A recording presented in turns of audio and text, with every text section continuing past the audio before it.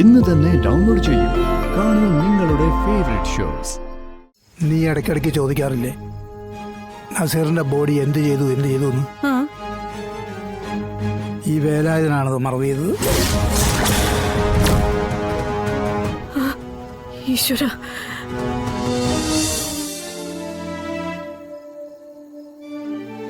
ഇവിളിതെവിടെ പോയി? ശാരദേ, ശാരദേ,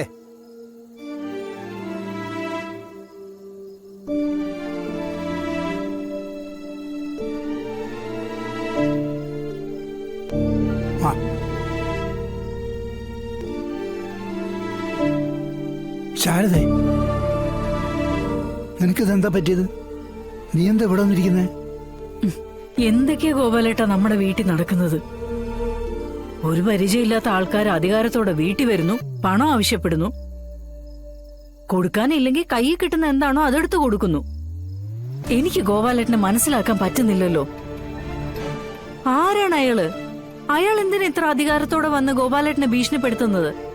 ഗോപാലേട്ടനെ എന്തിനാ അയാളെ പേടിക്കുന്നേ? ശാരദേ, ഒരുപാട് തെറ്റ് ഞാൻ നിന്നോടും കുട്ടികളോടും ചെയ്തിട്ടുണ്ട്. അതിന് മനസ്സുകൊണ്ട് വേദനിക്കുന്നവനാ ഞാൻ. കള്ളത്തരങ്ങൾ ഒരുപാട് ഞാൻ കാണിച്ചിട്ടുണ്ട്. പക്ഷെ ഇത് നിന്റെ മക്കളുടെ നന്മയ്ക്ക് വേണ്ടി മാത്രമാണെന്ന് മനസ്സിലാക്കിയാൽ മതി. നന്മ അത് നിങ്ങളിൽ നിന്ന് ഒരിക്കൽ ഞാൻ പ്രതീക്ഷിച്ചിരുന്നു. നന്മയല്ല, ഒരൽപ്പം ദയ. എപ്പോഴാന്നറിയോ?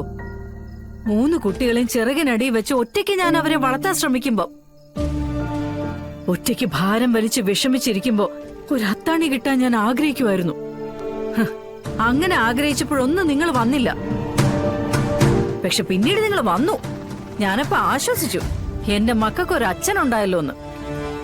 എന്റെ വിഷമങ്ങൾ മനസ്സിലാക്കാൻ ഒരാളുണ്ടായല്ലോ എന്നൊക്കെ എനിക്ക് തോന്നി. പക്ഷെ ഇപ്പൊ എനിക്ക് മനസ്സിലായി, എന്റെ ആ തോന്നലുകളെല്ലാം വെറുതെയായിരുന്നു. നിങ്ങൾ ഇപ്പോഴും കൂട്ടം കൂടി എന്തൊക്കെയോ ഒപ്പിക്കുകയാണ്. എനിക്കിപ്പോ നിങ്ങളുടെ വിശ്വാസം എല്ലാം നഷ്ടപ്പെട്ടു.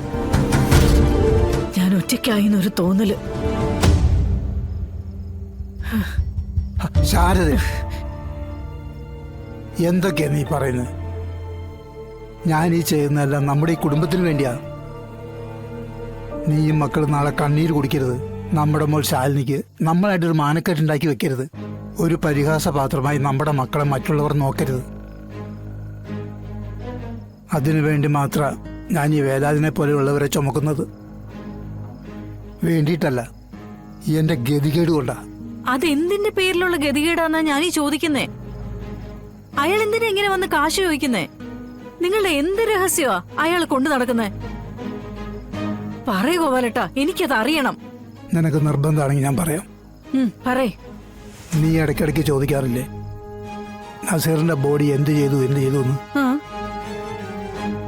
ഈ വേലായുധനാണത് മറവ് ചെയ്തത്. ഈശ്വര, ശാരികയെ ഇവിടുന്ന് അവളുടെ ഭർത്താവിന്റെ വീട്ടിലേക്ക് ആക്കണമെന്ന് ഞാൻ നിർബന്ധം പിടിക്കുന്നത് എന്തുകൊണ്ടാണെന്ന് മനസ്സിലായോ? വേലായുധം നമ്മളെ ചതിച്ചാൽ, നമുക്ക് 2 പേർക്കും എന്തെങ്കിലും പ്രശ്നം ഉണ്ടായാൽ ശാരിക ഇവിടെ തനിച്ചാവും. അവളെ സപ്പോർട്ട് ചെയ്യാൻ ആരും ഉണ്ടാവില്ല. ഗോപാലേട്ടാ, അയാളപ്പം നമ്മളെ ചതിക്കുമെന്നാണോ പറയുന്നേ? ചതിക്കുമെന്നല്ല, അഥവാ ചതിച്ചാൽ ശാരികയ്ക്ക് സപ്പോർട്ടായി രാജീവിന്റെ കുടുംബം ഉണ്ടാവണം. ഈശ്വര, അതിനുവേണ്ടിയാ രാജീവുമായിട്ട് ഞാൻ സംസാരിച്ചതും അവളെ അങ്ങോട്ട് പറഞ്ഞുവിടാൻ ശ്രമിക്കുന്നതും. ശാരദേ, ശാരിക അങ്ങോട്ട് പോയാൽ പിന്നെ നമുക്ക് എന്ത് നേരിടാം? മരണമെങ്കിൽ മരണം, തൂക്ക് കയറെങ്കിൽ തൂക്ക് കയറ്. വരുന്നതെല്ലാം നമുക്ക് പരസ്പരം സഹിച്ചാൽ പോരെ ശാരദേ? ഞാൻ അവളെ പറഞ്ഞുവിടാൻ ശ്രമിക്കുമ്പോഴെല്ലാം നിങ്ങൾ കരുതിയിരുന്നത് എന്താ? എനിക്ക് അവളെ ഇഷ്ടമില്ലാത്തതുകൊണ്ട്, കുടുംബത്തോട് സ്നേഹമില്ലാത്തതുകൊണ്ടോ? കുടുംബത്തോടുള്ള സ്നേഹം കൂടിയതുകൊണ്ടാണ് ഞാനിങ്ങനെ ഇവിടെ നിൽക്കുന്നത്. ആർക്കും ഒരു ദോഷവും വരാതെ, കാര്യങ്ങൾ ഇരുചെവി അറിയാതെ ഇവിടം വരെ എത്തിച്ചതും. പക്ഷെ ഗോപാലേട്ടാ, ഇതൊന്നും ശാരികയ്ക്ക് അറിയില്ലല്ലോ. അവളുടെ മുന്നിൽ അവളുടെ അച്ഛൻ മക്കളെ സ്നേഹിക്കാത്ത അച്ഛനായി തന്നെ നിലനിൽക്കുക. അതങ്ങനെ തന്നെ ഇരുന്നോട്ടെ. പണ്ടുകാലം മുതലേ എനിക്ക് ആ പേരുണ്ടല്ലോ, കുടുംബം നോക്കാത്തവൻ. അതതുപോലെ തന്നെ മുന്നോട്ട് പോയിക്കോട്ടെ. പക്ഷേ അവസാന നിമിഷം വരെ ഞാൻ ഈ പറഞ്ഞ സത്യങ്ങൾ പുറം ലോകം അറിയരുത് ശാരദ. പിടിക്കപ്പെടാൻ എളുപ്പമാണ്, പക്ഷേ പിടിക്കപ്പെടാതിരിക്കാനായി നമ്മൾ ഈ നടത്തുന്ന ശ്രമമുണ്ടല്ലോ, അത് നമ്മളെ വിജയത്തിലെത്തിക്കും. എനിക്ക് ഉറപ്പുണ്ട്. നീ ധൈര്യമായിട്ടിരിക്കേ. ഒരു വേലായുധം വിചാരിച്ചാലും നമ്മളെ പൂട്ടാൻ പറ്റില്ല. അതിലും വലിയ പൂട്ടിട്ട് ഞാൻ അവനെ പൂട്ടിക്കോളാം.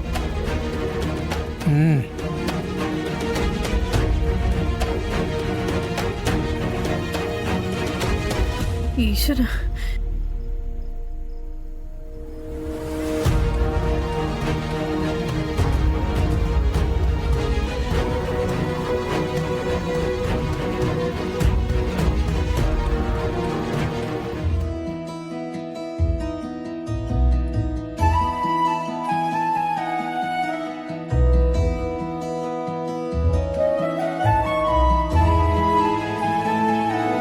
ആമേ, അവിടെ ചെന്നാ ബുദ്ധിമുട്ടൊന്നും ഉണ്ടാകത്തില്ലല്ലോ അല്ലേ? അല്ല, തൊഴാനുള്ള സൗകര്യമൊക്കെ ഒരുക്കിയിട്ടുണ്ടോ? എനിക്കൊരുപാട് നേരം ക്യൂ നിൽക്കാനൊക്കത്തില്ല, അതുകൊണ്ടായി പറയുന്നതേ. രാഘവേട്ടൻ ഒന്നുകൊണ്ടും പേടിക്കണ്ട, അവിടെ എല്ലാ കാര്യങ്ങളും ഒരുക്കിയിട്ടുണ്ട്. ആ, സത്യമ്മേ, ഉം?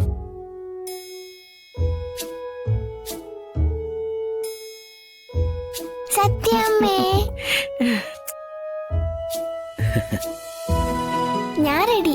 അയ്യേ, ഇതെന്താ ഇങ്ങനെ മുടി കെട്ടി വെച്ചിരിക്കുന്നെ? ഞാൻ ഇങ്ങനെ കെട്ടി വെച്ചോണ്ടാ സത്യമ്മ സ്കൂളിൽ പോകുന്നത്. നമ്മള് സ്കൂളിൽ പോവല്ലോ, ഗുരുവായൂർ അമ്പലത്തിൽ പോവല്ലേ. നിങ്ങളെ പോലുള്ള കൊച്ചുകുട്ടികൾ കണ്ണനെ കാണാൻ പോകുമ്പോ ഒരുങ്ങി സുന്ദരിമാരായിട്ട് വേണം പോവാൻ. ഇതഴിച്ചിട്ട് ഞാൻ കെട്ടിത്തരാം. ഇതൊക്കെ മതി സത്യമ്മേ, നമ്മൾ വണ്ടിയിലല്ലേ ഇരിക്കുന്നേ. അതുപോരാ, എന്റെ സത്യമോളെ, സുന്ദരിയായിട്ട് വേണം എന്റെ ഒപ്പം വരാൻ. എടോ പിള്ളേ, നമ്മൾ എന്തെങ്കിലും ഡ്രസ് ഉടുത്തോ ഉടുത്തില്ലയോ, ഈ മുണ്ടും ഷർട്ടും തമ്മിൽ ചേരുന്നുണ്ടോ, അതൊന്നും നോക്കാൻ ഇവിടെ ആരും ഇല്ല. ആവശ്യമുണ്ടെങ്കിൽ വേണേ ഉടുത്തു വരാം, അതായപ്പോഴത്തെ അവസ്ഥയേ. രാഘവേട്ടൻ എപ്പോഴും അങ്ങനെയൊക്കെ പറയാം. കുട്ടികളെ എപ്പോഴും നല്ല സുന്ദരിമാരായിട്ട് നടക്കണം. ഇപ്പൊ പോയി കണ്ണാടി നോക്കി എങ്ങനെയുണ്ടെന്ന് നമുക്കൊന്ന് അറിയാലോ. പോയിട്ട് വാ.